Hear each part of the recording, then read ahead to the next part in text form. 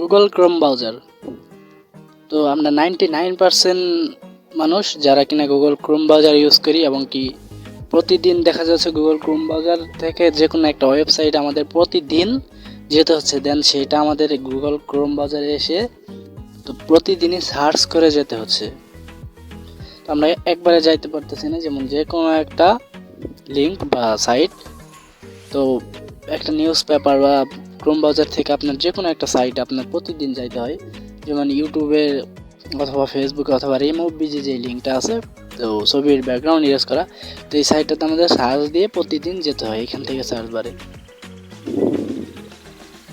তো আজকে এই ক্রোম ব্রাউজার নিয়ে কিছু হাইডেন এবং ইম্পর্টেন্ট সেটিংস অথবা টিপস এগুলো আপনাদের কাছে শেয়ার করব।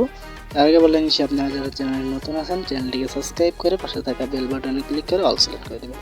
তো দেখা যাচ্ছে আমরা এই রিমুভিজি লিঙ্কে আসলে প্রতিনিয়ত সার্চ দিয়ে আনতে হয়। তো আমরা চাইলে একটি সেটিং করে এটাকে আমাদের ফোনের ডেস্কটপ বা হোম পেজে নিতে পারি।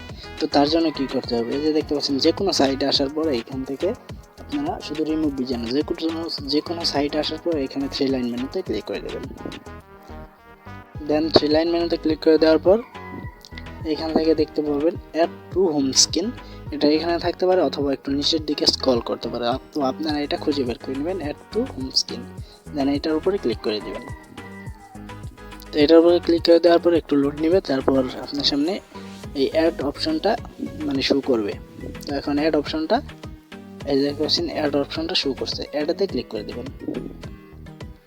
দেন এটাতে ক্লিক করে দেওয়ার পর এখান থেকে আবারও এটাতে ক্লিক করে দেবেন। তো এখন যদি আমরা ব্যাগে চলে আসি তাহলে আমরা দেখতে পারবো এই রিমুভিজি লিঙ্কটা আমাদের সামনে অ্যাড হয়ে গেছে।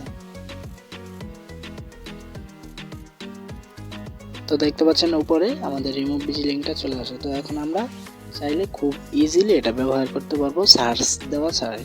তো এটাতে ক্লিক করলে আমাদের কাঙ্ক্ষিত লিঙ্কটাতে নিয়ে আসবে।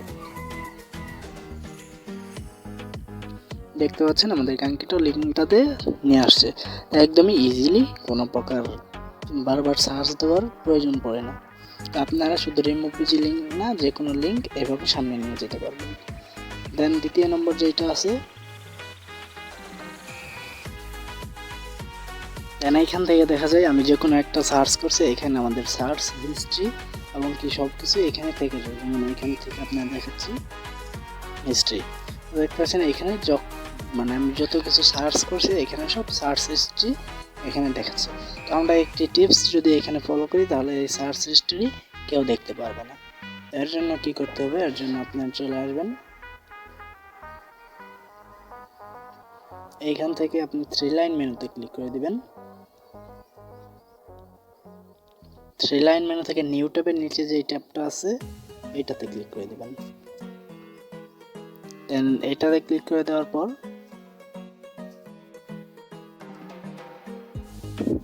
এখান থেকে এরকম সাইট চলে আসবে। দেন এখানে যদি ক্লিক করে দেন আপনার সার্চ হিস্ট্রি কেউ দেখতে পাবে না। অতঃপর যদি আপনি এটা মানে ইউজ না করে এটা ইউজ করেন, দেন এখানে ক্লিক করে দিলে আপনি যত প্রকার জিনিসগুলো সার্চ করছেন এখানে সবগুলো শো করবে। সেকেন্ড নম্বর যে অপশনটা আছে, থার্ড নম্বর যে অপশনটা আছে সেটা হচ্ছে আমাদের এই দেখতে পাচ্ছেন এটা সাদা হোয়াইট মোড। দেন এইটা ডার্ক মোড করে রাখলে একটু দেখতেও সুন্দর দেখা যাবে এবং আমাদের চোখের দিক দিয়েও একটু ভালো এবং ব্যাটারি ব্যাকআপটাও আমরা একটু ভালো পাবো। তো ডার্ক মোডটা কীভাবে করবো, তার জন্য 3 লাইন মেনুতে ক্লিক করে দিবেন। দেন 3 লাইন মেনু থেকে এই দেখতে পাচ্ছেন সেটিংস নামে অপশন, সেটিংসে ক্লিক করে দেবেন। দেন এই সেটিংস থেকে একটু নিচের দিকে স্ক্রল করবেন, স্ক্রল করার পর থিম যে অপশনটা আছে সেইটা খুঁজে বের করবেন।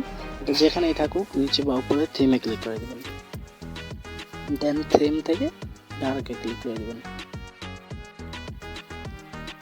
দেন এখন আমাদের পুরো হোম পেজটা ডার্ক মোড হয়ে যাবে। দেন আমাদের দেখতেও অনেকটা ভালো লাগবে এবং আমাদের চোখের পক্ষেও অনেকটা ভালো হবে।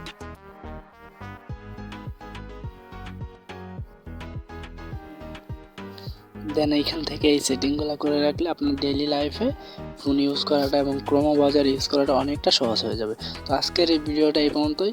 আপনাদের কোনো কিছু জানার থাকলে অবশ্যই কমেন্ট করতে পারেন, আর ভিডিওটি ভালো লাগলে অবশ্যই ভিডিওতে একটি লাইক দিয়ে দিবেন।